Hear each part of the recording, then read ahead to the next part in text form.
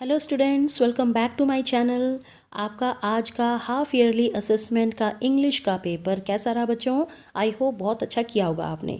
ठीक है, तो आज की वीडियो में अब आप ध्यान से सभी आंसर्स को सुन लीजिए, समझ लीजिए और फिर वीडियो को कंप्लीट देखने के बाद मुझे कमेंट करके ज़रूर बताइएगा कि जो आपके 15 क्वेश्चंस हो गए ये 1 मार्कर वाले, तो उसमें आप जो है कितना स्कोर कर पाते हैं। ओके, तो चलिए फटाफट से स्टार्ट कर देते हैं अपनी डिस्कशन।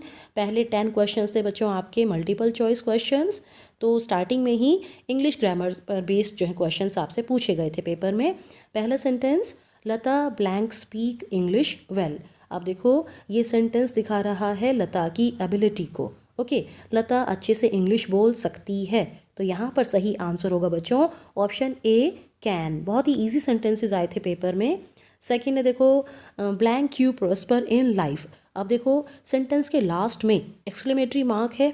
ओके, और किसी के लिए विश की जा रही है कि तुम फलो फूलो, तुम्हारी जो है बहुत प्रोस्पैरिटी आई लाइफ में। ठीक है, तो ऐसे सेंटेंसेस में आंसर आता है मे। आई होप आपने मॉडल वाले एमसीक्यूज देखे होंगे और ये सेंटेंस मैंने वीडियो में करवाया हुआ है। ठीक है, तो सेकंड सेंटेंस का आंसर हो गया बी मे। ओके, नेक्स्ट पूछा गया था भाई आपसे आर्टिकल पर based. Okay, I daily read blank Gita.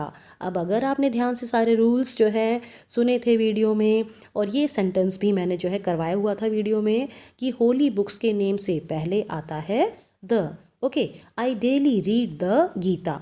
Option C is right. Next बिल्कुल easy, he is an engineer. Engineer बोल रहे हैं बच्चों, तो वाउल की साउंड आ रही है और वाउल की साउंड से पहले लगता है एन। तो क्वेश्चन नंबर 4 का आंसर हो गया एन। तो मॉडल आ गए आपके, आर्टिकल आ गए, और क्वेश्चन नंबर 5 आ गया द एलिंग प्लैनेट से। Who said these words as mentioned in the chapter the ailing planet? We have not inherited this earth, we have borrowed it from our children.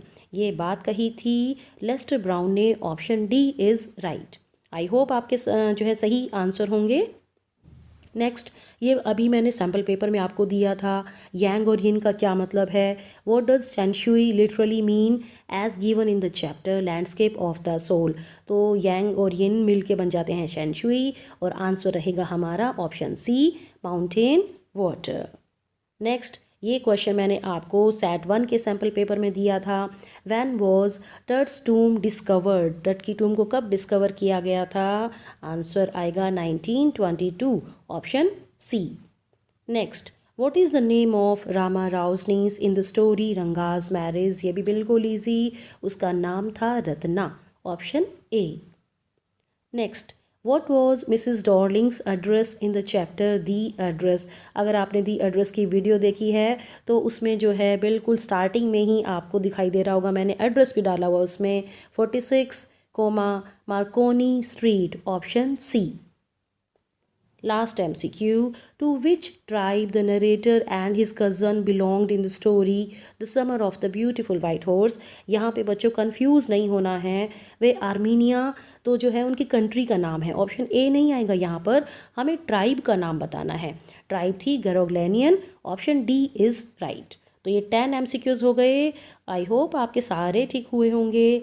Next देखो, फिर से grammar पर based questions आ गए। सम्राट watch football since 5 o'clock। अब देखो since आ गया, time दे दिया है कि सम्राट जो है 5 बजे से जो है फुटबॉल का मैच देख रहा है, football match. Okay, next, he always find fault with others. अब ऑलवेज आ गया तो ये इंडिकेट कर रहा है कि ये हैबिट है, वो हमेशा ही दूसरों की गलतियाँ निकालता रहता है। हालांकि देखो अगर हम किसी की नेगेटिव हैबिट को जो है जब इंडिकेट करते हैं तो वहाँ पर प्रेजेंट कंटिन्यूअस भी यूज़ हो सकता है। Next, he said that he write the letter. अब देखो ये इनडायरेक्ट स्पीच हो गई एक तरीके से, तो ही वॉज राइटिंग भी आ सकता है, हैड रिटन भी आ सकता है।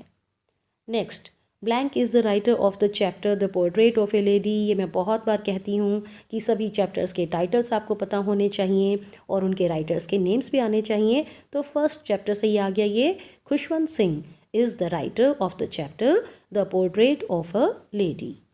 Next, the name of Albert's only friend in the chapter Albert Einstein at school was. उसके इकलौते फ्रेंड का नाम था यूरी। तो ये 15 क्वेश्चन हो गए बच्चों आपके। ठीक है, फिर जो है क्वेश्चन नंबर 16 to 18 आपके 2 मार्कर थे। List the steps taken by the captain to check the flooding of water in the ship. Captain ने जो है शिप में जब पानी भर गया था तो क्या क्या स्टेप उठाए थे।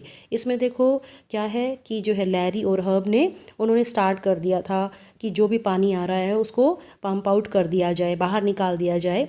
तो आप स्क्रीन पर ये आंसर देख सकते हैं। Larry and herb started pumping out water like mad man. The captain managed to stretch canvas and waterproof hatch covers over the holes। जहाँ जहाँ भी होल हो गए थे कैप्टन ने फटाफट से वहाँ पे हैच कवर्स जो है फैला दिए थे। He used an electric pump also and in this way thus they were able to check the flooding of water in the ship। Okay तो ये थे आपके जो है 2 मार्कर क्वेश्चन है। क्वेश्चन नंबर 16 था ये। नेक्स्ट है why was Tut's body buried along with gilded treasure. जो भी राजा महाराजा होते थे उनको बड़े सोने के साथ, खजाने के साथ दफनाया जाता था। क्यों? Because it was thought that the royals could take their riches with them to the great beyond. ये माना जाता था कि जो भी सम्राट हैं वो अपने साथ जो है बड़ा खजाना ले जा सकते हैं। The treasure would help them in their resurrection, so Tut's body was buried along with gilded treasure. Life after death में वो यकीन रखते थे, उनको लगता था कि ये खजाना जो है उनकी हेल्प करेगा। Next, how does the writer describe his village in the chapter Ranga's marriage. Hosahalli के बारे में राइटर बताते हैं कि छोटा सा है लेकिन फेमस जो है गांव है और किसी भी ज्योग्राफी बुक में इसका मेंशन नहीं मिलता है। और यहाँ की खास बातें थी रो मैंगोज और एक क्रीपर जो वहाँ के पौंड में उगी हुई थी। ठीक है, आगे देखिए 19 to 21 ये आपके सारे क्वेश्चंस आ गए पोइट्री पर बेस्ड। तो देखो बच्चों, जब सैम्पल पेपर की वीडियो बनाई थी मैंने आपको कहा था कि पैटर्न तो सेम रहेगा कि पहले 10 MCQs आ रहे हैं, फिर 5 ऑब्जेक्टिव क्वेश्चंस आ रहे हैं और 2 मार्कर, 3 मार्कर, 5 मार्कर क्वेश्चंस। लेकिन अब देखो ये तो हम इसको बिल्कुल जो है फिक्स नहीं आपको बता सकते कि इस बुक से, इस चैप्टर से ये क्वेश्चन आएगा। हम एक जो है आइडिया लगा सकते हैं। ठीक है, तो आपसे यहाँ पर पोइट्री से क्वेश्चन पूछे गए। ये सारे क्वेश्चन जो है अलग अलग वीडियोज़ में हम डिस्कस कर चुके हैं वैसे तो, फिर भी मैं आपको यहाँ पर आंसर दे देती हूँ। आंसर आपके होने चाहिए 30 to 40 words. What has the goldfinch been compared to in the poem The Laburnum Top and why? The Laburnum Top में goldfinch को जो है किससे कंपेयर किया गया है और क्यों किया गया है? The goldfinch has been compared to a lizard in the poem because its movement is like that of a lizard। इसकी मूवमेंट जो है एक छिपकली जैसी ही है, इसीलिए इसको lizard से कंपेयर किया गया है। It is sleek and alert. It enters the thickness of the tree very quickly, very abruptly, suddenly. It feeds her young ones and then flies to the infinite sky. Okay, next. What has not changed over the years? Does this suggest something to you? क्या change नहीं हुआ इतने सालों से? और इससे मतलब poet क्या कहना चाहती हैं? क्या ये इमेज जो कुछ सजेस्ट करती है ये बात? The poet says that the sea has not changed over years. इतने सालों से समुद्र है जो चेंज नहीं हुआ है। It suggests that time has no effect on nature. Natural objects, समय का प्रकृति पर, प्रकृति की चीज़ों पर कोई असर नहीं होता। समुद्र जो है वो बूढ़ा नहीं होता है लेकिन इंसान जो है वो बूढ़े हो जाते हैं।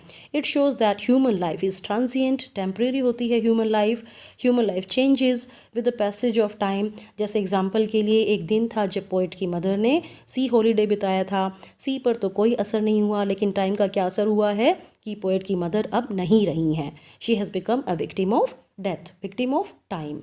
अच्छा बच्चों, अगला क्वेश्चन जो है ये देखो, एक तरीके से HPSC के साइट पर बताया गया था कि सितंबर तक के मंथ का सिलेबस आपके हाफ ईयरली में आएगा। उसके अकॉर्डिंग चाइल्डहुड पोएम आपके सिलेबस में नहीं थी, बट ये क्वेश्चन पूछ लिया गया है। तो जो है अगर आपने पोएम पढ़ रखी थी तो आप इसका आंसर अच्छे से दे सकते थे। आई होप आपने दे भी दिया होगा। What do adults usually talk and preach of? How do they differ in their actions? बड़े लोग जो हैं वो किसके बारे में बात करते हैं लेकिन उनके एक्शन जो है बड़े अलग हो जाते हैं। कैसे? Adults usually talk and preach of love.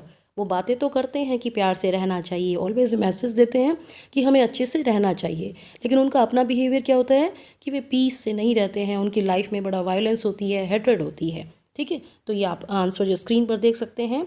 और आगे बच्चों देखो, जो क्वेश्चन थे ऐसे टाइप, ये दोनों ही क्वेश्चन मैंने आपको सैम्पल पेपर में दिए थे। Write down the character sketch of the grand mother in the chapter The Portrait of a Lady, or compare the characters of both the women, Mrs. Pearson and Mrs. Fitzgerald. Okay, तो ये मैंने आपको sample paper में दे दिए थे। Composition का भी एक वीडियो में इकट्ठा ही मैं सारी बातें डिस्कस कर चुकी हूँ।